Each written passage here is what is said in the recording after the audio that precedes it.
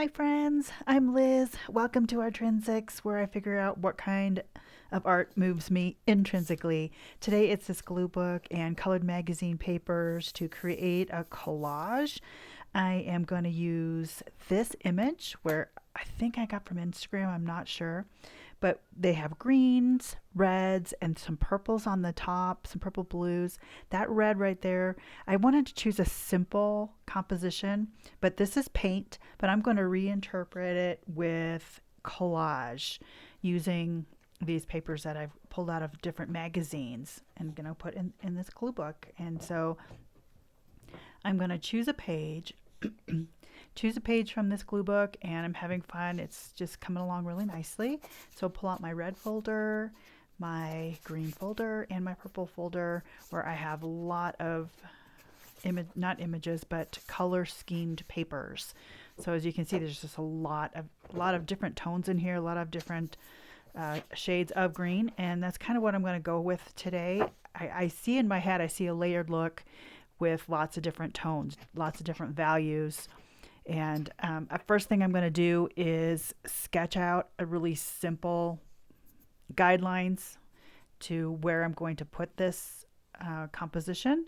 And I'm not going to think about it too much. Okay, this is all about kind of having fun too, and gluing. And my glue is Elmer's Extra Strength Glue Stick, which is one of my favorite glues for using in this kind of a situation. So, and I'll be using a lot of small pieces, a lot of elongated pieces, and we'll see how it all turns out, right? I got an idea in my head. We'll see what happens, but I'm going to give it a good try, okay? I'm going to give it a good go. So I decided not to cut. I'm going to tear a bunch of things, and it's going to have a lot of ripping sounds. So sounds good right there already. Oh, I love that sound. So I'm going to do that. And then let me see. I'm going to not think too much, but just like I said, give the greens some variety so that there's interest. And these two slices right here that I'm pulling off are going to go around the image, the person, the focal point, if you will. And then there's kind of a way it's going up on the page. It's kind of almost in a pathway going towards the top right corner of the page where the tree ends up being. So I'm going to keep going, but while I'm working, I want you to listen to something. And it is a transcript from an Anita Winters video. And the video is called From Exhaustion to Presence.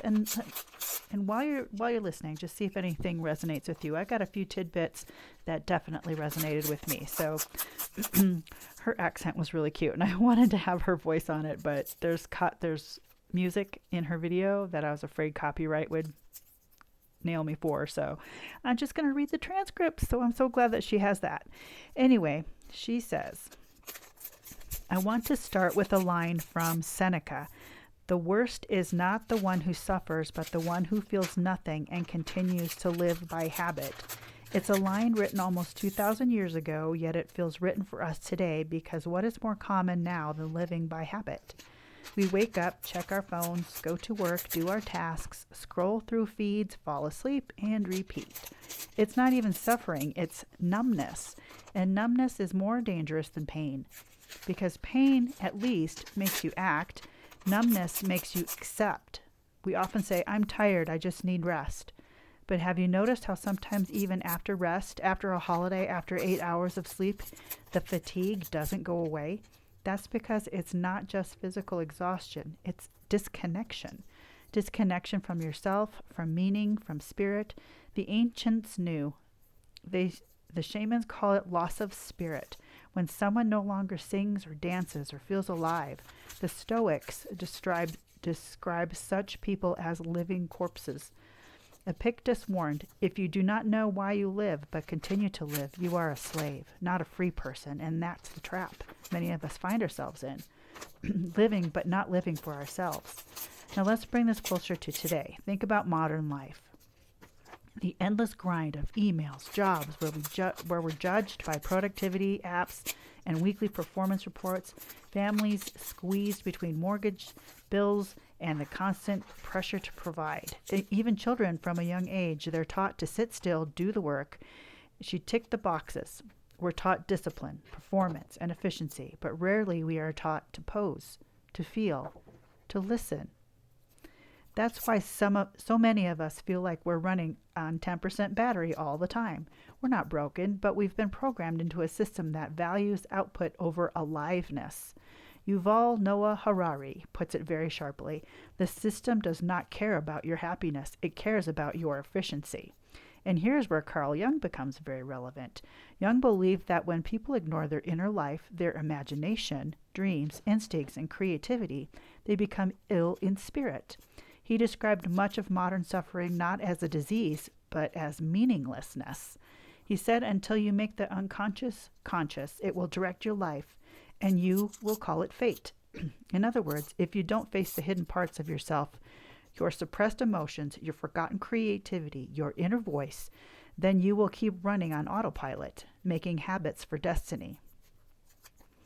One of Jung's practices was that he called it active imagination. He would ask patients to take an image from a dream or even just a spontaneous shape in their mind and draw it, paint it, or even have a dialogue with it. By doing this, people started to reconnect with parts of themselves that words alone couldn't reach.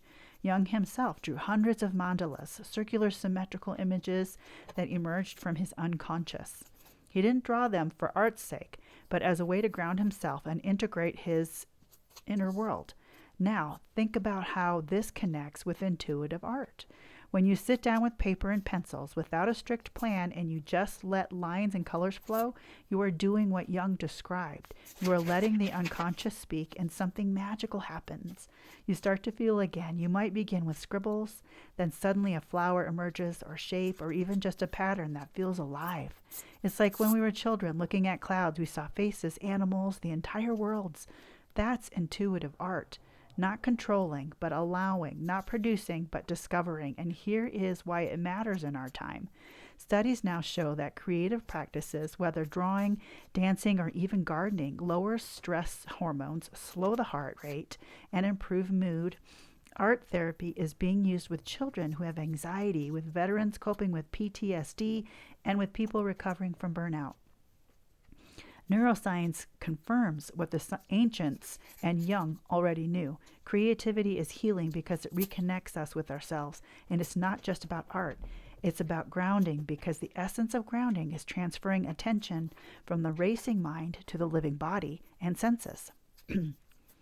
So she interrupts the whole video to show the garden where Claude Monet lived in northern France. And she says for over 40 years, this was the place where he designed his own gardens, including the Japanese bridge and most famous water lily pond, which became the subject of over 250 paintings. He was so fascinated with change of lights and reflections that he painted the same scenes over and over in a different time of day and every season. Monet actually said that his garden was his greatest masterpiece, and it's easy to see why. The place itself became his inspiration and also his way of practicing mindfulness long before the word even existed. In her previous video, she talks about painting painting flower gardens as a form of art therapy and its positive effects. And Monet's story is such a beautiful example of that, how immersing yourself in nature, colors, and repetition can bring peace, focus, and joy. His work still carries that calming effect today, over a century later. So she also gives us a little exercise just briefly, and she tells us to notice your feet pressing against the floor. Notice your breath, not changing it, just feeling it. Listen for a sound around you hadn't noticed before. Feel the texture of your hands, your clothes. In just a few seconds, you are already less in your head and more here, alive. Now imagine taking that practice into drawing. You trace a flower outline, a leaf, add a color. It doesn't matter if it's realistic. What matters is that for those minutes, you are fully here with color, with movement, with sensation. Monet spent over 40 years painting the same gardens in Germany. The water lilies, the Japanese bridge, the shifting light. Why? Because he wasn't chasing novelty. He was grounding himself in the presence of what was already there. His garden became his meditation. Now, she said Germany. I think she meant France. I'm not sure. And that's what we've lost today. We chase the next thing, the next achievement, the next update. But what if the way back isn't forward but inward? What if the cure for exhaustion isn't more effort but presence? So when you feel the deep fatigue that no coffee or holiday seems to fix, remember, it may not be tiredness at all. It may be what young Seneca, Epictetus, and the shamans were all talking about and pointing to, the loss of spirit. And that loss is actually all invitation. An invitation to return. Return to yourself, to your senses, to your creativity, to your why. Because the moment you draw a line freely, breathe deeply, notice the colors of the world around you, the numbness cracks. The spirit moves again. You remember you are not a machine. You are alive. And I have to say that, I was really glad that I found Anita Winters. What she was saying just really brought a lot of things home for me. I was really in a tough spot several years ago, and I was having a hard time processing. I was going through some grief. Doodles helped me through grief, and it was just the simple act of whatever line I created. I found an Inktober thing on Instagram. It's like, oh, I need to do that to help me through what I'm doing, what life is throwing at me that I have no control over right now. And doodling helped me through that time.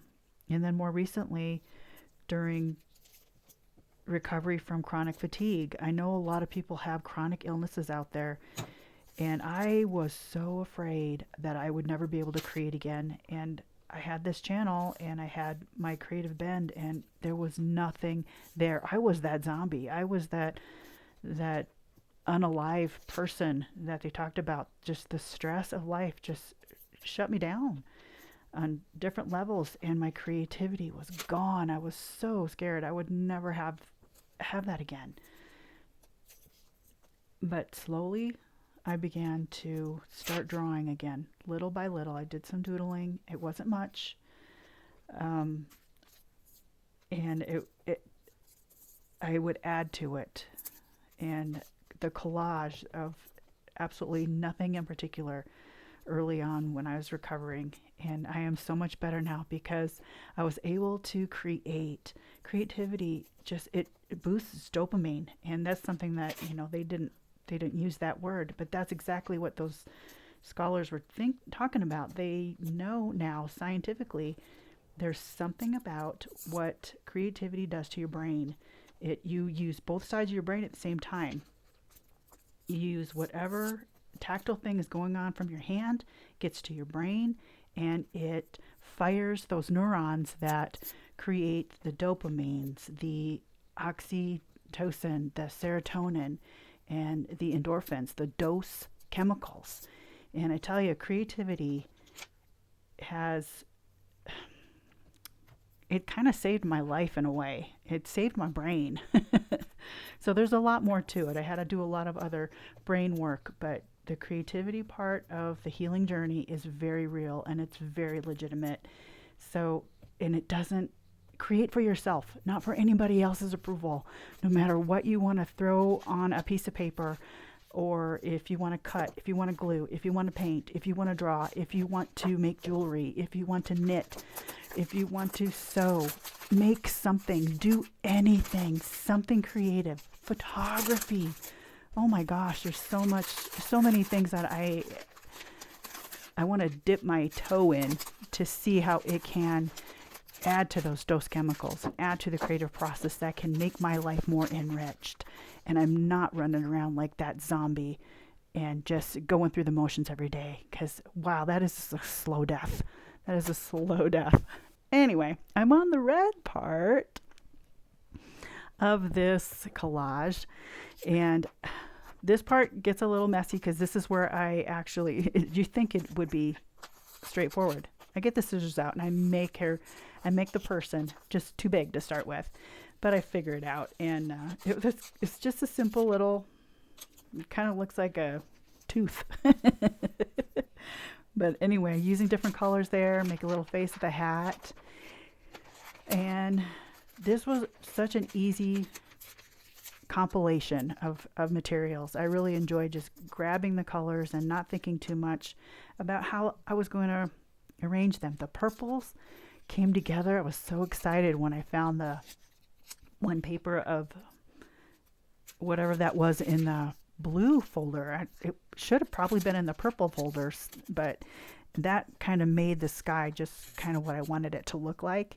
So again, though, not a whole lot of pre-thought on this. And here I'm looking at it going, this is too big.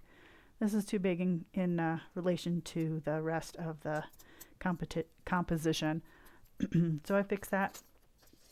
I'll zip that around. There's just one last thing.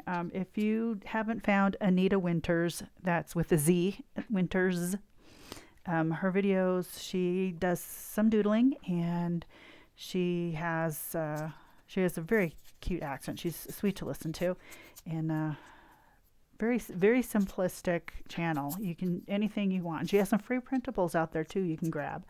So she's always got something good takeaways from her channel. She has some, it's like she does a research paper whenever she does a video. It's kind of nice. You learn something and you get to see something and watch her create. So a little shout out to her. She has no idea who I am. And I just found her. So I haven't even looked through all of her videos yet, but just the few that I have found, I've really enjoyed them. So anyway, I hope that you are encouraged by this, and that whatever you decide to create, it brings you joy. That's another thing too. Create for yourself, because nobody else needs to know about it. No one else needs to. You don't have to prove anything to anybody else. Do it for yourself. If you like it, then just do it. How does it make you feel? More than like, what does it look like? Just, if it turns out to be something beautiful, more power to you. But if it doesn't, you can always add to it. That's the beauty of creativity. You can always add to it if you don't like it. So anyway, she's turning out pretty cute now that I've got all her proportions figured out. It actually got a little wrinkled. So anyway, and I do add a tree on here with just a few elements, and it looks a little, in comparison to the painting, I didn't go exact. I didn't want to take too much time, but it's kind of coming together like I thought it would in my brain. So that's a plus. That doesn't always happen. Sometimes you start out with an idea and nope, that is not what you thought it would do, but it's different, and that's okay. That's all right. So just filling in a little bit of wording things and adding some more dimension to the bottom and breaking up some of those vertical lines with some horizontal lines on the grasses that I put there towards the base. And I kind of went from dark to the bottom, lighter on the top, with the path around her in a different tone. So I guess there's a little bit of thought to it. But if I was really meticulous, there would be so many more tiny pieces in there, and I could go nuts with lots of depth and shadowing and all that. But that's not what this book is about. This is about creating something quickly and being satisfied. I love tearing paper, and I love gluing and tearing. Just something about it. It does bring all those chemicals to the surface. And I really like this moss and white and off colors. It just kind of brings the greens from the bottom part to the top, and just makes the red just kind of pops with that other color green, that complementary green behind it, makes the red come forward. I'm learning these things, watching other people's videos, what colors do in relationship to other colors. So complementary colors and all that stuff, color wheel stuff. I don't have a color wheel. I'm thinking about getting one though. But there's so many color wheels online. Why not just print one out? Anyway, I'm going to throw some clouds on here with this paint roller type of, I like the texture of it. And just another layer of interest on the top part of this collage. Just kind of slapping it down. And I am going to call this done. I hope you guys enjoyed that. I hope you enjoyed the words from Anita Winters, and maybe check out her channel. It's just called Anita Winters, and see what she's up to. She has some fun things. So I'm going to slide this all over. I like it. Let's take a side-by-side look at this and that. And I think it works. It's different, but it's still representational. And I love how my little person turned out. I do like that. I think she's cute. So, love the top part too. I hope you enjoyed that. It gave you some inspiration, gave you something to think about. I love you guys. I hope you're having a great day. Take care. And as always, God bless. Bye-bye.